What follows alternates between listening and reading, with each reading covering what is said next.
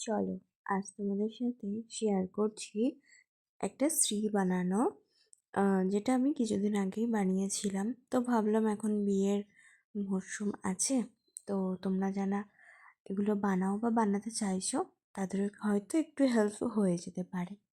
শ্রী বানানোর জন্য সর্ষের তেল, কলা আর চালের গুঁড়ো, আর অথবা ময়দা থেকে একটু চালের গুঁড়োটা দিয়েও তোমরা করতে পারো, তাহলে একটু শক্ত হবে। ডো মেখে নিয়ে যে যার মতন ইচ্ছা একটা আকার দিয়ে নিও। আমি যেমন এখানে একটা কুচি বানিয়েছি। সাইডে এইভাবে প্লেটটাকে ভরানোর জন্য আমি এইভাবে সাদা সাদা করে চাপতে চাপতে বসিয়ে নিয়েছি। তারপর দেখো আমি এখানে কালার করছি। অ্যাক্রিলিক কালার আমি এখানে ইউজ করেছি।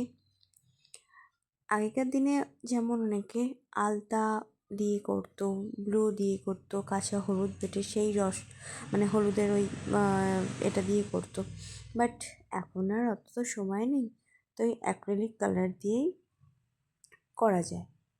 তোমরাও ট্রাই করতে পারো। আমি দেখো এখানে কথা বলতে বলতে কিন্তু কুচিটাকে লাল রং করে নিয়েছি। সাইডেরগুলোকে আমি হলুদ রং করব, সেই ভিডিওটা আর করা হয়নি। এখন একটু ডেকোরেশন পারপাসের জন্য একটু পাশে কড়ি লাগিয়ে নিচ্ছি। একটু ধান, যে যেভাবে পারো, যার যা মতন ইচ্ছা এটাকে সাজাতে পারলে খুব সুন্দর লাগে দেখতে। দেখো এখানে ধানও দিয়ে দিয়েছি উপর থেকে, তার উপরে একটু আঠা দিয়ে কড়িগুলোকে বসিয়ে দিচ্ছি যাতে করে ওগুলো নিচে না পড়ে যায়। তো কেমন লাগলো অবশ্যই বলো। আমি এইভাবেই বানিয়েছি, আর তোমরা কে কেমন বানাচ্ছ সেগুলোও বলতে পারো। ভালো থেকো সবাই, আশা করি তোমাদের জিনিসটা ভালো লাগবে। আমার কিন্তু এখানে শ্রী বানানো কমপ্লিট হয়ে গেল। বলো তো কেমন হলো।